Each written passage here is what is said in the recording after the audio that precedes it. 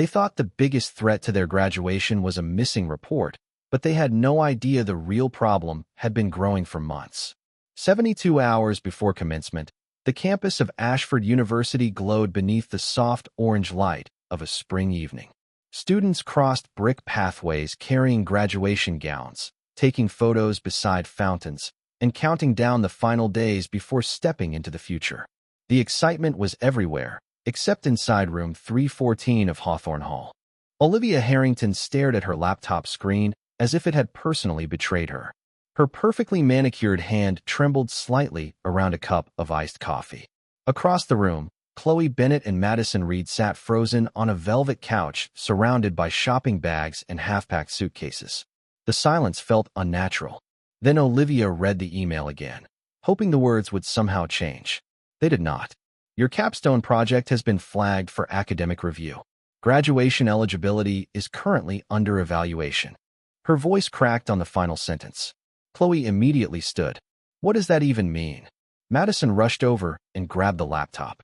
Her eyes moved quickly across the screen before the color drained from her face. No way. This has to be a mistake. But it was not a mistake. The email came directly from the University Review Board. Their senior capstone project, the one that represented nearly a year of work and accounted for the final requirement before graduation, had triggered a serious concern. Until the issue was resolved, none of the three women could be cleared to receive their diplomas. Outside, students celebrated. Inside, panic quietly took hold. Olivia immediately opened her phone and called their faculty advisor. No answer. She sent 3 emails. Then 4 more. Nothing. Chloe paced across the room, while Madison refreshed her inbox every few seconds. The expensive apartment-style dorm that usually echoed with laughter and social plans now felt like a courtroom awaiting a verdict. We cannot miss graduation, Chloe whispered. My parents already invited 30 people. Madison shook her head. My job offer starts in 2 weeks. They expect proof of graduation. Olivia stared through the window at the university clock tower glowing against the darkening sky. For the first time in years, she felt genuinely afraid. What made the situation worse was that nobody seemed to understand what had gone wrong. Their project had received praise throughout the semester. Professors had complimented its ambition. Recruiters had shown interest. Everything had appeared perfect. Yet somewhere beneath that polished surface, a problem existed. A problem serious enough to put their future at risk. And while the 3 roommates searched desperately for answers, another student sat quietly in the university library several blocks away. She worked beneath a single lamp surrounded by research papers and data reports. She had no idea that the same people who barely noticed her presence would soon discover something that would change all of their lives. Because sometimes the person everyone overlooks is the one holding the solution they need most. And before this story was over, an entire campus would learn that lesson the hard way. Maya Brooks preferred the library after midnight. That was when the noise disappeared and the expectations of other people faded into the background. While most seniors spent their final semester attending parties, networking events, and graduation celebrations, Maya sat beneath rows of quiet lights surrounded by research journals, statistical models, and handwritten notes. At 22 years old, she had mastered a routine built on discipline rather than comfort. Every morning began before sunrise. She worked a campus job at the library circulation desk, attended classes throughout the day, tutored students during the afternoon, and studied late into the evening. Her schedule left little room for anything else. Yet she never complained. Few people even noticed her. Back at Hawthorne Hall, life looked very different. Olivia, Chloe, and Madison occupied the center of attention wherever they went. Their social media accounts were filled with weekend trips, expensive dinners, designer clothes, and countdowns to graduation. Their apartment-style dorm room reflected the same lifestyle. New furniture arrived almost monthly. Packages appeared outside their door every week. Friends constantly stopped by. They lived as though the future had already been secured. Maya lived in the smallest bedroom in the apartment. Her side of the hallway remained simple and organized. A narrow desk sat beside a bookshelf packed with textbooks and notebooks. Family photographs decorated one wall. A calendar filled with deadlines covered another. While her roommates discussed vacation plans and luxury apartments after graduation, Maya focused on surviving one semester at a time. The difference between them became obvious from the moment she moved in 8 months earlier. Olivia had taken one look at Maya's secondhand suitcase and faded backpack before deciding exactly who she thought Maya was. Chloe and Madison followed her lead. None of them were openly cruel at first. Their judgments arrived through subtle comments and dismissive glances. They rarely asked about Maya's classes. They rarely included her in conversations. When guests visited, introductions often skipped over her entirely. Maya accepted it without argument. She had spent most of her life being underestimated. Growing up in a working-class neighborhood taught her that people often noticed appearances before effort. What they never understood was that Maya possessed an unusual ability to focus. While others chased recognition, she chased mastery. During one afternoon lecture, something happened that would have caught her roommates completely off guard if they had been paying attention. As students filed out of an advanced research seminar, Professor Alan Whitaker stopped Maya near the classroom door. Several graduate students stood nearby listening. "Excellent work on your statistical review," he said. "I shared part of your methodology with a doctoral research team yesterday." Maya smiled politely. "Thank you, Professor. You should seriously consider graduate school," he continued. "Your work is already operating at a very high level." A few students exchanged surprised looks. Maya simply thanked him and walked away. By evening, she was back at the library under the glow of a single lamp. Across campus, her roommates were desperately searching for answers to a crisis they did not yet understand. And none of them realized that the quiet student they barely noticed was moving closer to the center of their story with every passing hour. Maya never intended to become part of her roommates' daily routine. It happened gradually, so gradually that even they seemed unaware of how much they had begun relying on her.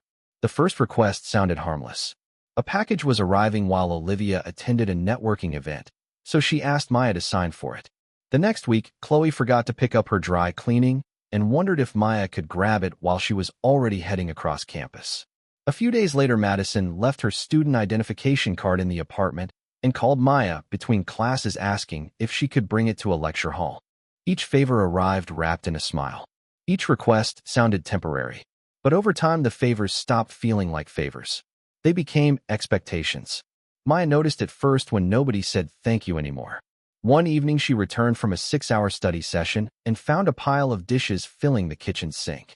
A note sat on the counter in Olivia's handwriting. "You are the first one home. Thanks."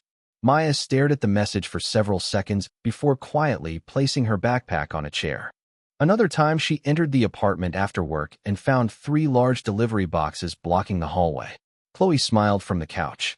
"Can you break those down when you get a chance?" she asked without looking up from her phone. Maya said nothing. She simply stepped around the boxes and walked to her room. The strange thing was that her roommates never considered themselves mean people. In their minds, Maya was just different. She rarely attended parties. She rarely joined conversations. She spent most of her time studying. Somehow they convinced themselves that because Maya was quiet, her time mattered less than theirs. The pattern grew stronger as graduation approached. Olivia began asking Maya to proofread emails. Madison expected help organizing files. Chloe frequently left coffee cups and notebooks scattered around common areas, assuming someone else would eventually clean them up. One Saturday afternoon, several friends visited the apartment before a campus event. Laughter filled the living room while music played through a speaker. Maya stepped out of her room carrying a stack of books on her way to the library. One of Olivia's friends glanced toward her and asked, "Wait, does she actually live here?" Olivia laughed lightly. "Technically, yes." Another student smiled. "I thought she was helping manage the apartment." The room erupted with amusement. Chloe joined in. "Honestly, she keeps this place running better than any of us." More laughter followed. Maya paused briefly near the door. For a moment it seemed she might respond. Instead, she adjusted the books in her arms and continued walking. The laughter faded behind her as the apartment door closed. Outside, the late afternoon sun stretched long shadows across campus sidewalks. Maya walked toward the library with the same steady pace she always maintained.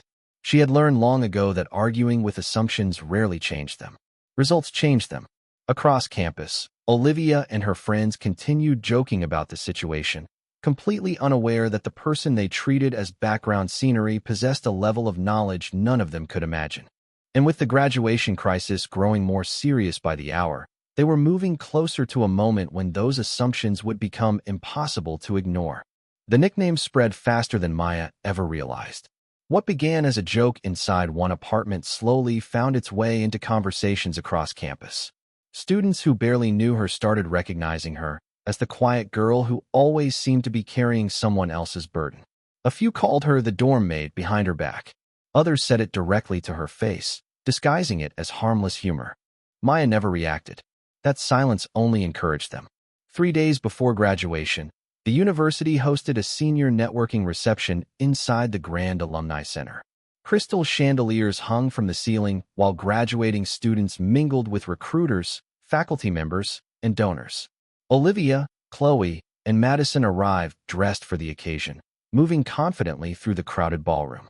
Their future seemed secure despite the growing panic surrounding the review of their capstone project. They convinced themselves the university would eventually resolve everything. Denial felt easier than fear. Maya attended the event as well, though few people noticed when she entered. She wore a simple navy dress and carried herself with the same quiet confidence she always displayed. While students clustered around recruiters and exchanged business cards, Maya moved through the room, observing more than speaking. Near one corner of the ballroom, Olivia and several friends gathered around a cocktail table, sharing stories from the semester. Laughter echoed above the music. Then someone asked about apartment life. Olivia smiled immediately. Honestly, we could not survive without Maya. More laughter followed. Chloe joined in. That is true. She practically runs the apartment. Madison raised her glass. Best unpaid assistant we ever had. The group burst into laughter. A few students nearby turned to listen. One recruiter standing close enough to hear offered an uncomfortable smile before looking away. Olivia continued. You should see her. If something disappears, she finds it. If something needs organizing, she handles it. Sometimes I think she enjoys it. The comments were meant to entertain. They did. More people laughed. Then someone pointed toward the opposite side of the ballroom. Maya had entered the conversation area without anyone noticing. The laughter faded almost immediately. Olivia's smile froze. For several seconds, nobody spoke. Maya looked at the group calmly. There was no anger in her expression, no embarrassment, no visible reaction at all. Excuse me, she said politely. Professor Whitaker asked me to meet him. Then she walked past them. The silence lingered after she left. A hush settled over the table. For reasons nobody could explain, the moment felt uncomfortable. Minutes later, Maya crossed the ballroom and approached Professor Whitaker near a group of faculty members. As she arrived, several professors greeted her warmly. One asked about her latest research paper. Another congratulated her on a recent academic recommendation. Professor Whitaker introduced her to a visiting researcher from a prestigious graduate program. Nearby students watched with surprise. Some recognized Maya. Few understood why so many respected academics seemed eager to speak with her. Across the room, Olivia noticed the interaction. For the first time, uncertainty replaced amusement. Something did not fit the picture she had built in her mind. And as the graduation crisis continued growing behind the scenes, that small feeling of uncertainty was about to become something much larger. The following morning, the atmosphere across campus felt noticeably different. Word about the academic review had begun spreading amongst seniors, and rumors traveled faster than facts. Olivia woke up after barely 3 hours of sleep and immediately checked her email. Nothing. No update from the review board. No response from faculty. No explanation. Just silence. Chloe and Madison were already sitting in the living room when she emerged from her bedroom. Their usual confidence had disappeared. Coffee cups sat untouched on the table, while laptops remained open to the same university portal they had refreshed dozens of times. Still nothing? Olivia asked. Madison slowly shook her head. I called the department office again. They told me to wait. Chloe stared at the floor. My parents booked flights. They already arrived in town. For the first time, nobody had a solution. Later that afternoon, Olivia attended a meeting with their faculty advisor. The conversation only made things worse.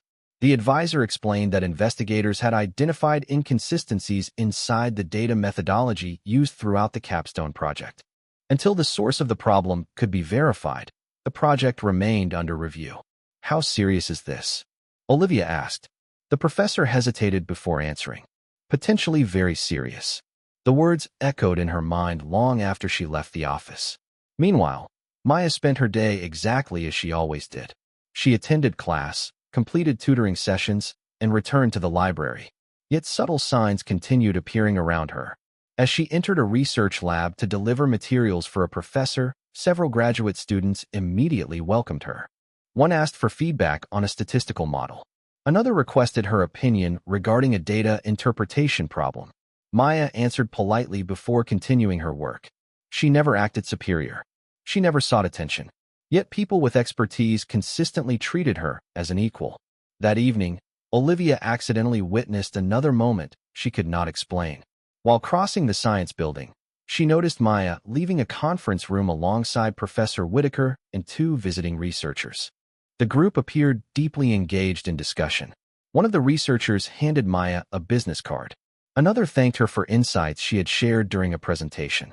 Olivia stopped walking. Through the glass doors, she watched the conversation continue. The image felt impossible to reconcile with everything she believed about her roommate. Back at Hawthorne Hall, the pressure continued mounting. Chloe searched through project files late into the night. Madison reviewed spreadsheets. Olivia reread reports for the 10th time. Hours passed without progress. Then, shortly before midnight, Olivia noticed something strange buried inside an old project folder. Several months earlier, during the earliest stage of development, Maya had briefly reviewed one section of their methodology after being asked to proofread formatting errors. Attached to the file was a comment. Only one sentence.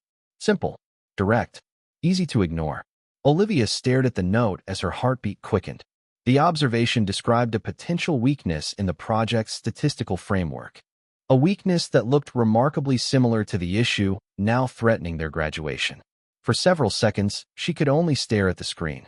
The room fell silent.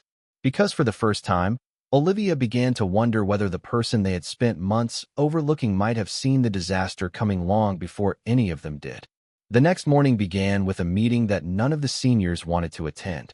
Inside a conference room overlooking the central quad, members of the Academic Review Committee gathered around a long table covered with reports, laptops, and project documentation. Olivia, Chloe, and Madison sat together on one side of the room. Their expressions revealed the exhaustion of people who had spent an entire night searching for answers and finding none. Across from them, faculty members reviewed files in silence. The atmosphere felt heavy. Every sound seemed louder than normal. A chair moving across the floor. A page turning. A pen tapping against a notebook. Then the committee chair finally spoke. The investigation had confirmed a significant flaw in the project's statistical validation process. The issue affected key conclusions presented throughout the capstone. Unless a defensible correction could be provided quickly, the project would fail review. The consequences were immediate and frightening. Graduation eligibility would remain suspended. Employment offers dependent on degree completion could be affected. Months of work hung in the balance. Olivia felt her stomach tighten. "Can we fix it?" she asked quietly. The committee chair hesitated before answering. "That depends on whether someone can identify a valid solution." Those words followed the three roommates long after the meeting ended. By afternoon, they had contacted classmates, tutors, graduate assistants, and former project partners. Nobody could offer a clear answer. Every attempt led to another dead end. Meanwhile, campus preparations for commencement continued all around them.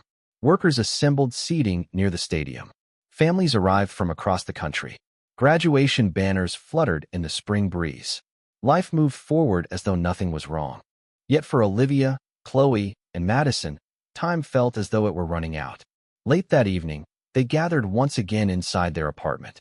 Project files covered every available surface. Empty coffee cups lined the kitchen counter. The pressure had stripped away their confidence. Then Olivia reopened the old document containing Maya's forgotten comment. She read the sentence again, then again. The observation was precise, technical, thoughtful. More importantly, it directly addressed the exact weakness now threatening the project. Chloe leaned closer. "You think she actually understood all of this?" Olivia looked up slowly. For a moment, nobody answered. Images from the past year replayed in her mind. Professors greeting Maya by name. Researchers seeking her opinion. Graduate students asking for guidance. The recommendation from Professor Whitaker. the conference room discussion she had witnessed through the glass. Suddenly those moments no longer seemed random. They seemed connected. Madison broke the silence first. What if she knew something we missed? The room went quiet. None of them wanted to admit how uncomfortable the idea felt. Maya was the person they had overlooked for months. The person they rarely included. The person they assumed existed on the edges of their lives. Yet every piece of evidence now pointed toward the same possibility. Somewhere inside the growing disaster, Maya might already see a path nobody else could find. And for the first time since the crisis began, the three roommates found themselves facing a truth they never expected. The last person they wanted to ask for help might be the only person capable of saving them. For nearly an hour, nobody moved. Olivia sat at the dining table, staring at Maya's closed bedroom door at the end of the hallway. The realization hanging over the apartment felt almost unbearable. Every instinct told her she should knock on that door immediately. Another part of her remembered every joke, every dismissive comment, every time Maya had been treated as though she mattered less. The silence inside the apartment felt heavier than any argument. Finally, Chloe stood. "We have to ask her." Madison nodded slowly. "We do not have another option." Yet even then, nobody moved. The situation carried an uncomfortable truth. For months, they had assumed Maya needed them far more than they needed her. Now the opposite possibility stood directly in front of them. Shortly after 10 o'clock, Olivia walked down the hallway and stopped outside Maya's room. A soft light glowed beneath the door. She hesitated before knocking. "Come in," Maya said. Olivia opened the door carefully. The room looked exactly as it always had. Organized. Quiet. Books lined the shelves. Research papers covered part of the desk. A laptop displayed pages of statistical data. Maya sat reviewing notes beneath a reading lamp. She looked up calmly. "Is everything okay?" For a moment, Olivia struggled to find words. "Actually, no." Maya closed her notebook. "What happened?" Olivia explained the situation. The review board. The statistical problem. The risk to graduation. The growing panic. She expected judgment. She expected satisfaction. She expected some reminder of how they had treated her. Instead, Maya simply listened. When Olivia finished, the room fell silent. "Can I see the files?" Maya finally asked. Olivia blinked. "That is it." Maya tilted her head slightly. "You have a problem. I need to see the data before I know whether I can help." 20 minutes later, all four women sat around the dining table. Laptops were open. Documents covered every available surface. Maya reviewed reports without speaking. Occasionally, she asked a question. Sometimes she requested a specific spreadsheet or methodology summary. The others watched anxiously. Minutes stretched into nearly an hour. Then Maya stopped scrolling. Her eyes remained fixed on one section of the project. There. Nobody breathed. Olivia leaned forward. "What?" Maya pointed at the screen. "This validation model." Chloe immediately looked confused. "That is the section the committee flagged." Maya nodded. "Because it creates a chain reaction. The original assumptions were reasonable, but once the dataset expanded, the model stopped measuring what you believed it was measuring." Madison stared at her. "You figured that out already?" Maya continued reviewing numbers. "I suspected something similar months ago." The room became perfectly still. Nobody laughed. Nobody interrupted. Maya opened another file and began writing notes. "The good news is that the project itself is not broken." 3 pairs of eyes locked onto her. "The bad news is that the correction will require substantial work." Olivia swallowed hard. "Can it be fixed?" Maya finally looked up from the screen. Her expression remained calm and steady. "Yes," she said. "I believe it can." For the first time since the crisis began, hope entered the room. And the 3 roommates suddenly realized they were listening to the one person they should have been listening to all along. The next 24 hours became a race against time. While most of the university prepared for commencement weekend, for students remained locked inside conference rooms, study spaces, and computer labs. The difference now was that everyone understood who was leading the effort. Maya sat at the center of every discussion, reviewing data models, rebuilding validation procedures, and explaining technical concepts that had confused the rest of the team for weeks. Olivia, Chloe, and Madison followed her instructions carefully. Gone were the assumptions. Gone were the jokes. For the first time, they listened. Early the next morning, Maya requested a meeting with Professor Whitaker and the Academic Review Committee. The request alone surprised several faculty members. By noon, a special review session had been scheduled. Inside a large conference room, committee members gathered around a long table. Faculty advisors sat nearby. The atmosphere felt serious but curious. At one end of the room stood Maya with a laptop connected to a presentation screen. Olivia, Chloe, and Madison sat behind her. The contrast was impossible to ignore. Months earlier, they had barely noticed her contributions. Now their future depended on them. The committee chair opened the session. "You believe you have identified the source of the problem?" Maya nodded. "Yes." What followed transformed the room. Calmly and confidently, Maya walked through the entire methodology. She explained how the original framework had functioned correctly during early testing but became unstable once larger datasets were introduced. She demonstrated exactly where the validation process lost reliability. Then she presented a revised model built around stronger statistical assumptions and more accurate verification methods. The room grew quieter with every slide. Questions came from every direction. Maya answered each one carefully. Faculty members challenged her conclusions. She responded with evidence. Researchers requested clarification. She provided it immediately. Even experienced academics found themselves studying her work with growing respect. 45 minutes into the presentation, one committee member leaned back in his chair and slowly removed his glasses. Another professor exchanged glances with Professor Whitaker. Nobody seemed interested in looking at Olivia's group anymore. All attention remained focused on Maya. Then came the moment that changed everything. A senior statistics professor reviewed the revised model one final time before speaking. "This correction is exceptionally thorough," he said. "Frankly, this level of analysis exceeds what we normally expect from undergraduate work." The room went silent. Olivia lowered her eyes.